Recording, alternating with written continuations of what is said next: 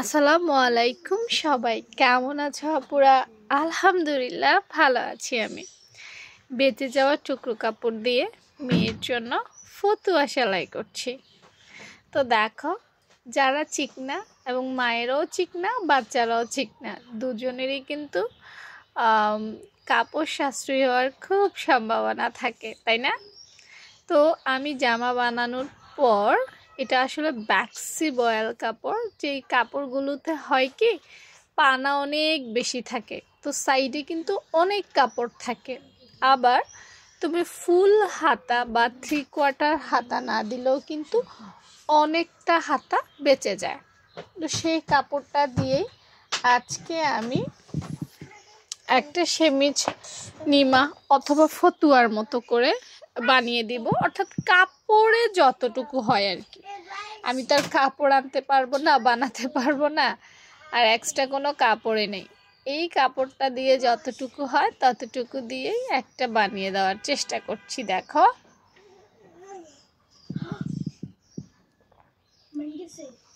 গলার মাপ নিলাম, কাঁধের মাপ নিলাম, মহড়ার মাপ নিলাম,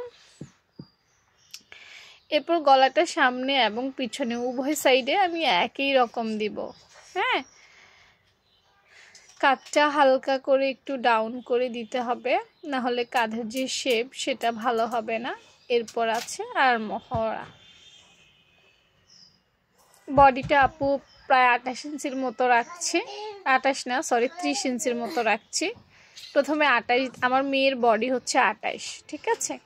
তো 28 দিব না, 30 দিব, যেহেতু একটু গরম আসছে, একটু ঢিলা ঢালা পড়বে সেজন্য। আর এটা কোমরের মাপ নেওয়া হয়েছে টিনেজার বাচ্চার জন্য। আমি কোমরের মাপ মেবি 15 ইঞ্চি নিচ্ছি এটা।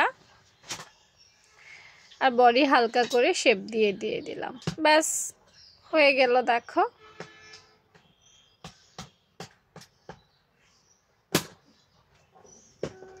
আসলে টুকরো কাপড়গুলো দিয়ে আর একটু লুজ করে যদি তুমি বানাও, অত বেশি মেজারমেন্টের প্রয়োজন হয় না। বেসিক জানা থাকলে তুমি সুন্দরভাবেই কিন্তু বানিয়ে ফেলতে পারো তোমার বাচ্চার জন্য, যেমনটা আমি বানিয়ে ফেললাম। চলো এখন খোলার পালা, খুলে দেখাই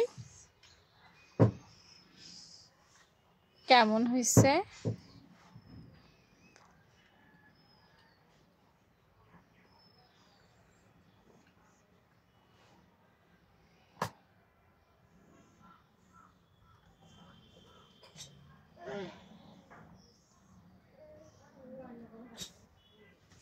দেখছো কেমন হয়েছে বলো?